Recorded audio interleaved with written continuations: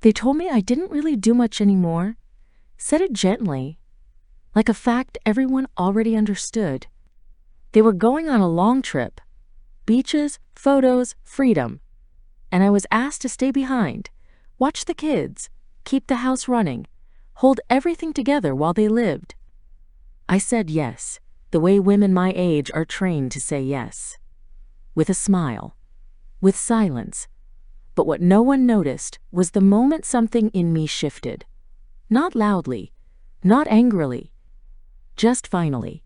Because being needed isn't the same as being seen.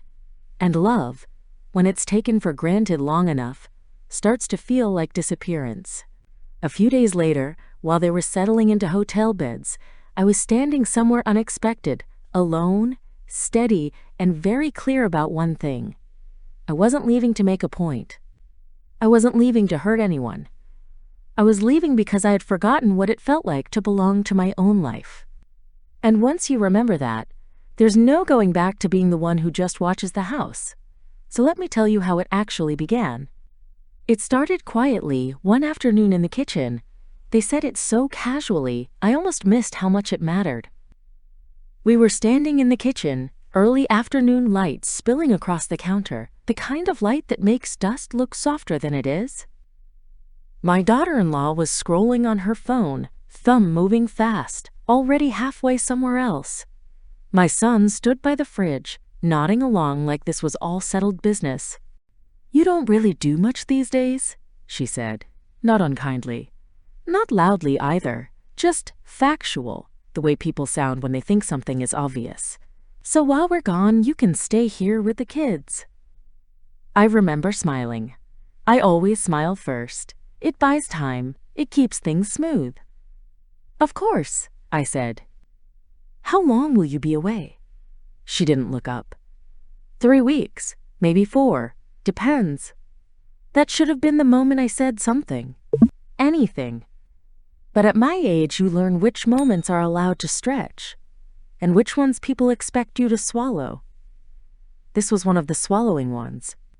Later that night, after the kids were asleep and the house finally exhaled, I sat at the small table by the window with a cup of chamomile gone cold. Outside, the porch light buzzed faintly. Inside, my bones ached the way they do when something emotional has happened but you haven't given it a name yet. "You okay, Mom?" My son had asked earlier, already halfway up the stairs. "I'm fine," I'd said, because that's the word that keeps the peace. But I wasn't fine. Not broken. Not angry. Just reduced. Like someone had looked at my whole life and decided it now fit into a narrow little box labeled useful but quiet. I'd raised my son in this very house. Nursed him through fevers. Stayed up nights helping with school projects that were somehow always due the next morning. When his wife came into the picture, I welcomed her. Gave her space. Gave her help. Gave her silence when she needed it. Somewhere along the way, I stopped being me and became the background. The next morning started early. It always does when you're the one expected to adjust. I packed lunches, tied shoelaces, reminded myself not to correct how my daughter-in-law packed the snacks. She kissed the kids quickly, already buzzing with excitement about flights and hotel pools and time away. "You're a lifesaver," she said, grabbing her suitcase. "This would have been impossible without you." I watched them leave from the doorway. The car backed out, turned the corner, gone. The house went quiet in that particular way. That only happens when adults leave and kids stay behind. A silence filled with responsibility. I cleaned the kitchen, folded laundry, read bedtime stories that night with a voice steadier than I felt. And then, after everyone was asleep, I stood in the hallway and realized something I hadn't let myself think before. No one had asked me what I wanted. Not once.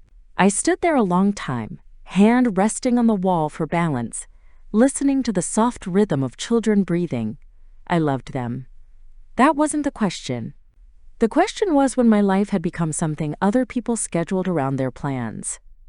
I went to my room and opened the drawer I hadn't touched in years. Inside were things I'd set aside without realizing it.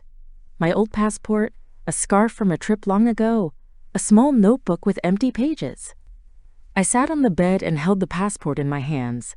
The cover worn, the pages still mostly blank. That night, something shifted. Quietly. No drama. No tears. Just a thought, settling in like a truth that had been waiting its turn. If this is all they see me as, maybe it's time I see myself differently. I didn't know what I was gonna do yet, but for the first time in a long while, I knew I wasn't going to stay still.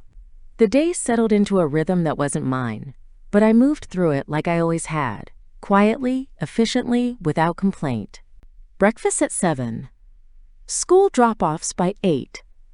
Homework spread across the dining table in the afternoons, crayons rolling onto the floor no matter how many times I picked them up. I cooked dinners that disappeared quickly and cleaned plates that still carried the warmth of other people's lives. The children were good, sweet even. They hugged me without hesitation, trusted me without question. That made everything harder, not easier. At night, when the house finally stilled, I felt the weight of the days collect in my shoulders. I sat in the living room with the lamp turned low, the TV muted, my thoughts louder than I liked. My daughter-in-law called once, maybe twice a week. Always rushed. Everything okay, she'd ask? Yes, I'd say. Good. We're having such a great time. The kids are going to love the pictures. Pictures. That word sat strangely with me. Proof of living. Proof I wasn't part of. She never asked how I was holding up. Not out of cruelty. Out of certainty. She was certain I'd manage. I always did.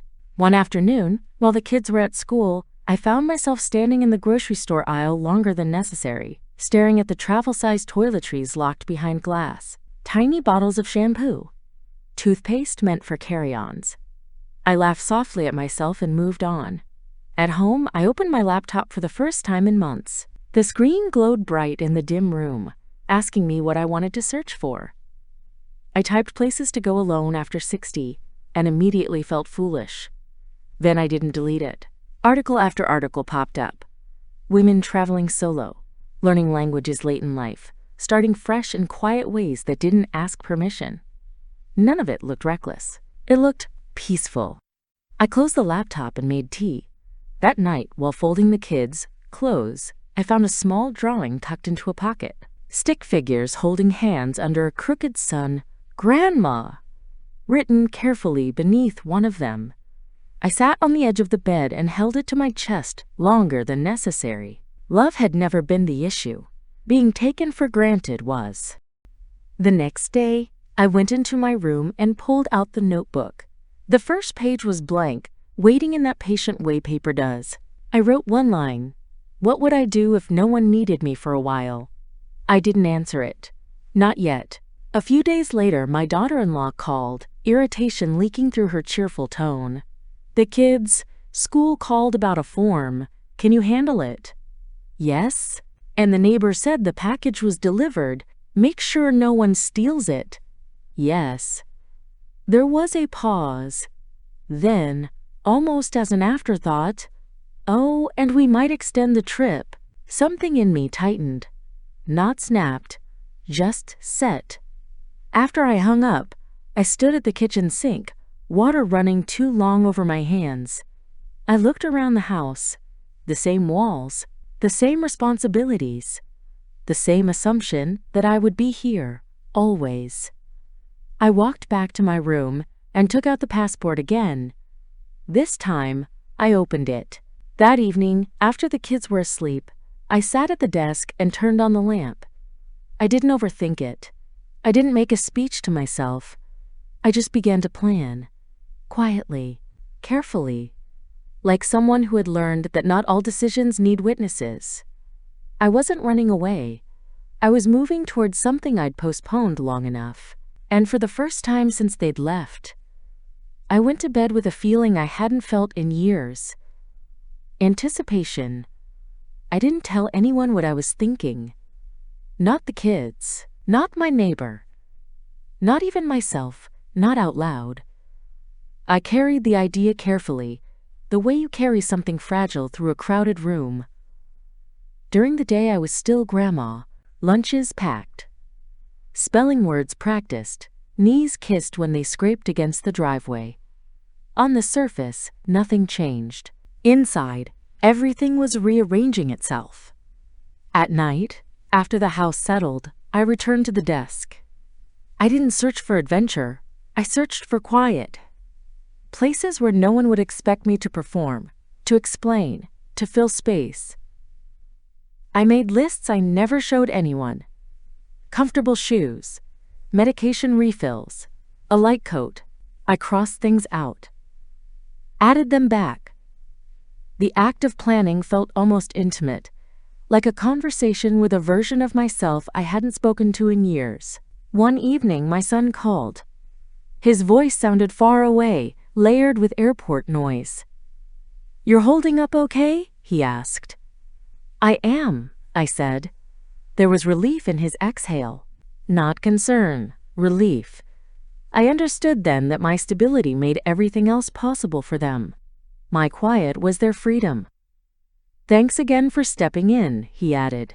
"We couldn't have done this without you." "I know," I said, and I meant more than he heard. After the call, I sat very still. The realization didn't hurt. It clarified. The kids were asleep when I finally opened my banking app. Numbers stared back at me. Modest, steady, earned over a lifetime of not asking for much. Enough. Enough for one seat. Enough for choice. I didn't rush.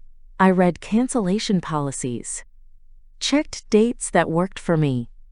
I selected an aisle seat without hesitation. I'd always preferred those. Funny how easily we forget our own preferences when someone else is always choosing. When the confirmation email came through, it didn't feel triumphant. It felt grounded. Like a foot settling firmly on solid ground after years of balancing. The next morning, I packed lunches as usual, smiled as usual, helped with homework. But I noticed something new. I wasn't bracing myself anymore. A few days later, I asked my neighbor, Carol, if she could help with the kids for a bit soon. I kept my tone casual. "Of course," she said. "Everything all right?" "Yes," I answered honestly. "I just need a few days." She didn't pry. Some people understand that questions aren't always kindness. That night, I sat on my bed and opened the suitcase I kept tucked away. It smelled faintly of time. Cedar, dust, old trips remembered more than lived. I folded slowly, deliberately, not packing my life, just enough of it. I paused over a dress I hadn't worn in years. Simple, blue, the one my husband used to say made me stand taller. I packed it. The guilt came late, quiet, persistent. What kind of grandmother leaves? What will they think? Is this selfish? I didn't argue with the thoughts. I let them pass through me like weather. Because beneath them was something steadier, a knowing. I wasn't abandoning anyone. I was teaching myself how not to disappear. The night before I was meant to leave, I stood in the kids' doorway for a long moment, watching them sleep. I memorized the curve of their cheeks, the way one of them always kicked off the blanket. "I love you," I whispered into the dark. Then I turned away. In the morning, the house woke gently. I made breakfast, left notes where they'd be found easily, packed my bag by the door. I didn't cry. I locked the door behind me and felt the air change, not lighter, clearer. The airport was louder than I remembered. Everything echoed. Rolling suitcases, hurried footsteps, voices layered on top of one another like static. I moved more slowly than most people, not because I was lost, but because I didn't need to rush anymore. At the check-in counter, the agent glanced at my passport, then at me. "Traveling alone?" she asked, polite, practiced. "Yes," I said. She smiled, just briefly. the kind of smile people give when they don't know what to say but mean well. I took my boarding pass and walked on without explaining myself to anyone. On the plane, I settled into my aisle seat and tucked my bag under the chair in front of me. I smoothed my hands over my lap, the way I always do when I'm grounding myself. As the plane lifted, the houses below shrank into neat little squares. Lives paused mid-motion. Responsibilities set gently aside. I didn't feel brave. I felt present. The place I chose wasn't famous. No grand monuments. No crowds pointing phones at the same view. Just a coastal town with narrow streets, early mornings, and cafes that didn't mind if you sat too long. The first day, I didn't do much. I walked. I sat. I listened. I ordered food by pointing and smiling. Watched the tide roll in and out like it had nowhere else to be. I let the quiet find me. That night, in a small room with a window that overlooked tiled rooftops, I slept deeply. No one needed me. No one was waiting for anything.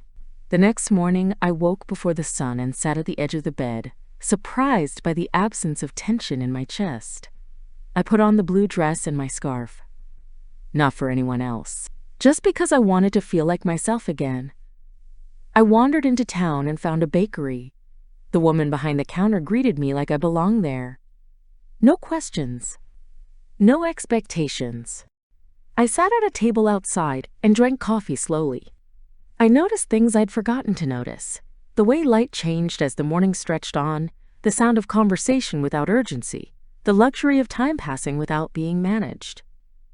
Days unfolded like that. I visited a small museum one afternoon and stood in front of a painting longer than anyone else. It wasn't extraordinary. That was the point. It was quiet. Enduring. I started writing again at night. Not about the kids. Not about my son. About myself. Things I liked. Things I'd put away. I realized something then. No one had taken this from me. I'd handed it over, piece by piece, thinking love required it. On the fourth day, I turned my phone back on. There were messages, missed calls. A tone shift I could feel, even without listening to them. I didn't respond right away. Instead, I walked down to the water and sat with my shoes off, letting the cold numb my feet just enough to remind me I was still here. Later that evening, I listened to one voicemail. My daughter-in-law's voice was tight, controlled. "Where are you? The kids keep asking. This isn't funny." I deleted it. Not out of spite, out of clarity. That night, I wrote one sentence in my notebook before closing it for good. I am allowed to take up space, even when it inconveniences others. The next morning, I booked my return. Not because I was done, because I was ready. Coming home didn't feel like retreat. It felt like choosing the moment. The plane landed just after noon. I waited for the aisle to clear, not out of politeness this time, but because I no longer rushed to meet expectations that weren't mine.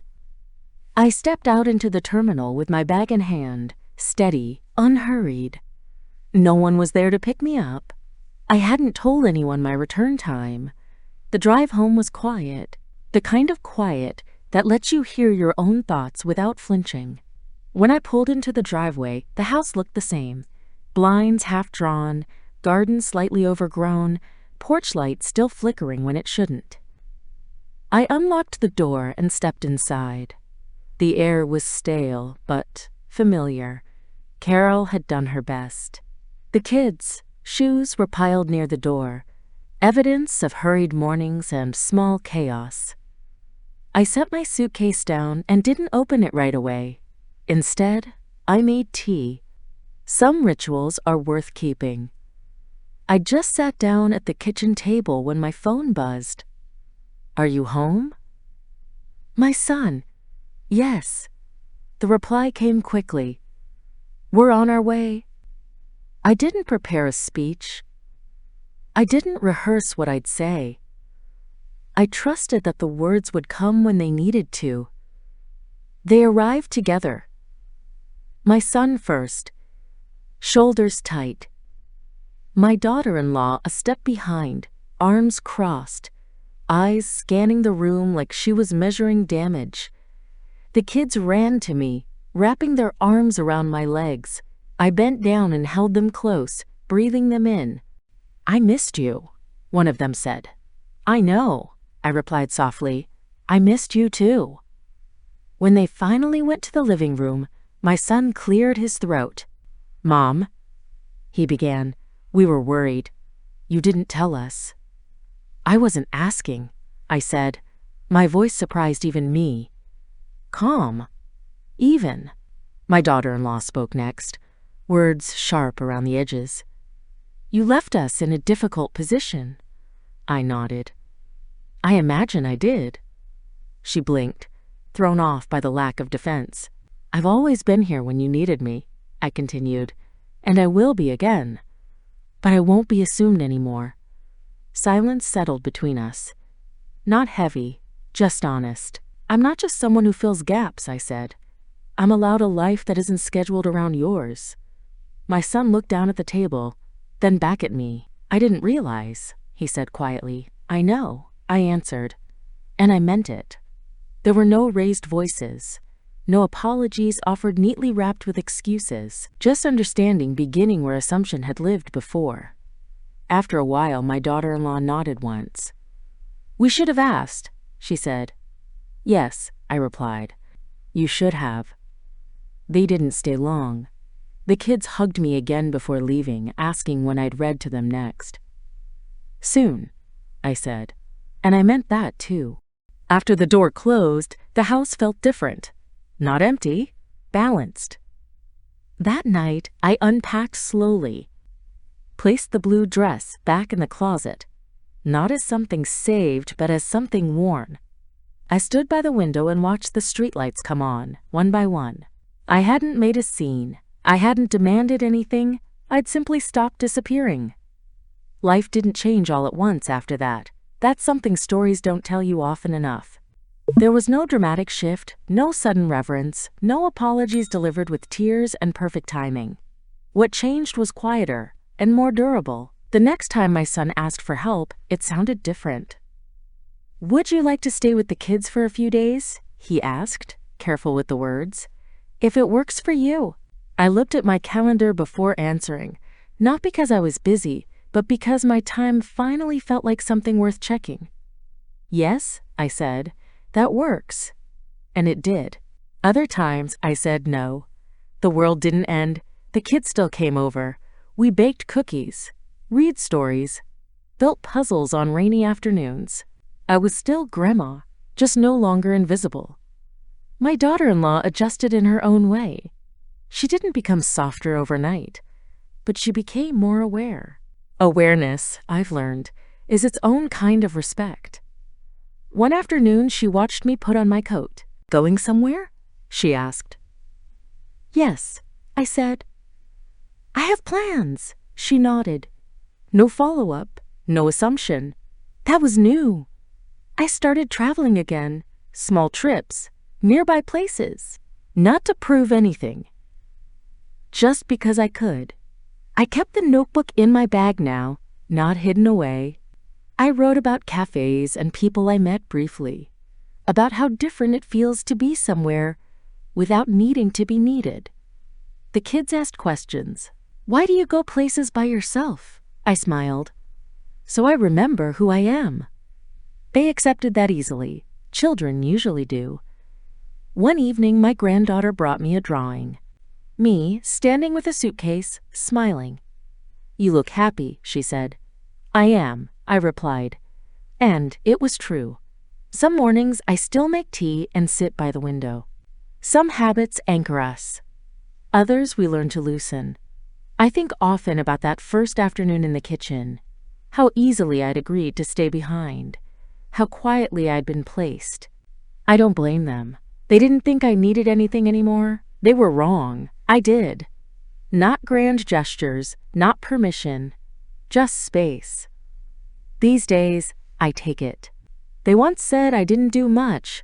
What they didn't understand was this. I'd been doing everything. And then, finally, I chose myself.